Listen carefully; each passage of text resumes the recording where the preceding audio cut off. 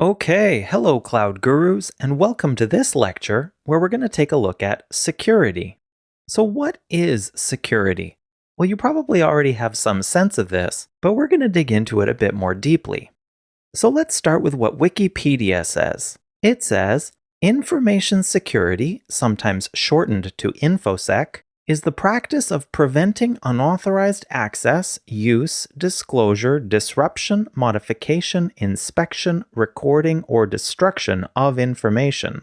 Its primary focus is the balanced protection of the confidentiality, integrity, and availability of data, also known as the CIA triad, while maintaining a focus on efficient policy implementation, all without hampering organization productivity. Well, there we go. I'm not sure there's any more to say now, is there? But seriously though, this definition is almost overwhelming. So here's what I say instead. Security is ensuring proper data flow. Not too much, not too little. Now, we're going to unpack these definitions in the rest of this lecture, but a key takeaway already is that you don't build overall systems for the purpose of security. There's always some other data that needs to flow, and security is just one of the cross-cutting concerns, meaning that it's something that affects every piece of the system. So what is proper data flow? Well, it means that you cannot view data that you shouldn't, you cannot change data that you shouldn't, and you can access data that you should. These line up directly with the CIA triad. Making sure that only the right people can see certain data is confidentiality. Being able to trust that the data hasn't been changed inappropriately is integrity. And being able to get at the data and use the system when you do need to is availability.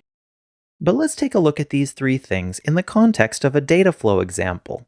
Let's say that we have a person here, and this person is the construction manager for a building project.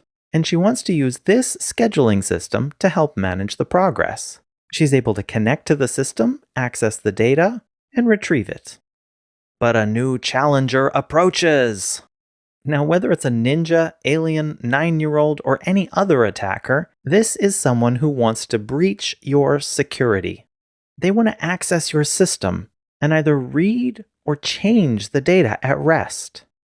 They want to meddle with your communication and either eavesdrop on or tamper with the data that's in transit, also called the data in flight. They want to disable your system or block your communication. Security is about preventing these bad actors while maintaining availability. So how do we actually do this then? How do we take control of the data flow and make sure that it happens properly? Well, that brings us to the AAA model of security. The first A, authentication, asks, who are you? This is a very important first question. We need to be absolutely sure that you actually are who you say you are before we let you do anything. This includes things like passwords, multi-factor authentication, and single sign-on from another trusted system. The next A, authorization, asks the question, what are you allowed to do? And this includes both reading and writing. So for example, as a store shift supervisor, you might be allowed to see how many items were sold today, but maybe not how much profit was made off of those items. That's information that should be confidential to the business owner. Or as a bank client, you might be allowed to see your current account balance, but not set it to whatever you want, unfortunately. The third A, accounting, asks, what did you do? Or what happened? This includes actions like writing or deleting data, but it can also include viewing information. For example, if you work in healthcare and view some patient's information, that should be tracked, and you should be held accountable that it was for some valid purpose. Or if you delete some system log files, that action should also be recorded and might need to be explained, especially if there's been a security breach and those logs might have explained what happened. Now there's one more thing I should point out about controlling data flow that doesn't exactly fit into the AAA model. If we think about the availability from the CIA model, we might want to add something like resiliency to make sure that we keep things running. But okay, practically speaking, how does data flow through a AAA model? Let's say that we have the same person accessing the same building construction system. If the person tries to connect directly to it, that connection is refused. You need to be authenticated before you can access it. So the first thing the user does is to connect to the authentication system. This system will validate the identity and then sign a token for them, saying, "I have validated this user." This will then also talk to the accounting system to record that this user did successfully log on. The user will then connect to the application and pass along the credentials from the authentication system. The application will check that the credentials are indeed signed by the authentication system, and then it'll check the identity with the AuthZ, the authorization system, to see whether this user is allowed to take this particular action, whether that action is to view, or to write some data, or whatever. In this case, this user is in the AuthZ's list of allowed users, so it says that the action should be allowed. The application responds with success, and this action is then logged in the accounting system too. Now, whether it's the authorization system or the application that does the logging to the accounting system doesn't really matter for our sake. It can work either way, depending on how things are set up. But now let's bring in the attacker again. The attacker knows that connections directly to the application are refused, so they also connect to the authentication system. Now, at first, they claim to be the valid identity, but the authentication system challenges that claim and rejects their attempt. It does not pass back credentials. Instead, it talks to the accounting system to record a failed login attempt. So the attacker connects again to the authentication system, but this time claims to be their own identity.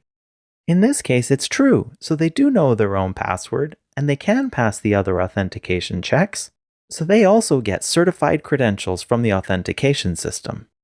This successful login is also recorded in the accounting system.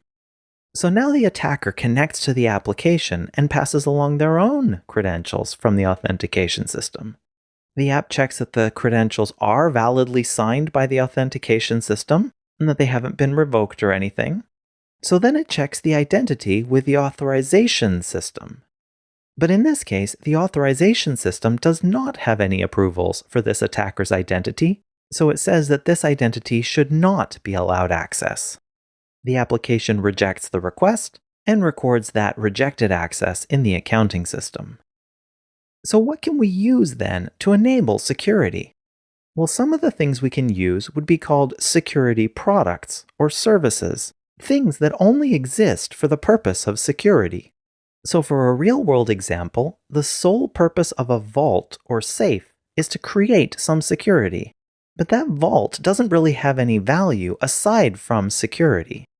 Security features are aspects of some other thing that can be used to help with security. So for example, a Canadian $100 bill has a serial number printed on it. That serial number is an aspect of the currency that can be used to identify it if it gets stolen. But the bill's purpose is not to have a serial number, it's to be money used for exchange. The serial number is just a feature. But security services and features are pointless if they're not tied together with a security mindset. Continuing the previous example, a security mindset says that a bank should record the serial numbers of its high-value bills and put them in the vault. That's a much better idea than just leaving a pile of cash in the bank lobby overnight, or worse, out in the parking lot. Now, you might laugh at how obviously insecure that seems, but the truth of the matter is that far too many people are building systems just like that. If you don't believe me, just Google for public bucket breach.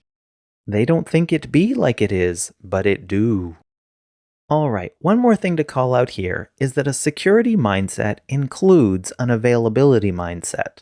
You haven't really handled the availability aspect of security if your system falls over because of increased load or something like that, regardless of whether that load is from an attacker or an increase in valid usage that you didn't expect. The availability mindset is something that we've talked about elsewhere in this course, so let's talk about some key things that make up the security mindset. Now, one of the things we've talked about is least privilege. And it's also the key problem with all of those bucket breaches I mentioned. In essence, because people are unwilling to use some authentication and authorization, they're saying that everyone can access the data. Sure, it's the simplest and maybe most available way to do it, but it's ignoring the confidentiality aspect that is also critical. Another principle is defense in depth, where you don't want to rely on just one thing for security, you want to include some layers. Now, I can't talk through every one of these principles, but I can tell you that they are really important and that you should read OWASP's Security by Design principles. OWASP is the Open Web Application Security Project, and they're best known for their OWASP Top 10 list that they publish every few years, which is also very valuable, by the way, and lists the top 10 most critical web application security risks. But this is about the security mindset, not a checklist. These are principles, best practices that inform all of the decisions you make around building your system. Remember, security is a cross-cutting concern that affects every part of your system. Alright, so let's take a look at some of the key security products and features in GCP. In the identity space, you would be using G Suite or Cloud Identity for the humans that are supposed to use your system. Applications and services would use service accounts. But you also want to put these identities into a hierarchy for their different roles or purposes, so you would use Google Groups for that. Now, when you're managing identities, you can use Google Cloud Directory Sync to pull data from LDAP, so you don't have to duplicate all of that manually in Google's systems. From the authorization side of things, I've already mentioned that you'd be managing identity hierarchy through Google Groups, but this ties into the authorization because you're going to use those different groups to say who can do what. Another important thing for authorization is the resource hierarchy of organization, folders, and projects. And of course, this all ties into the identity and access management with its permissions, roles, and bindings to tie it all together.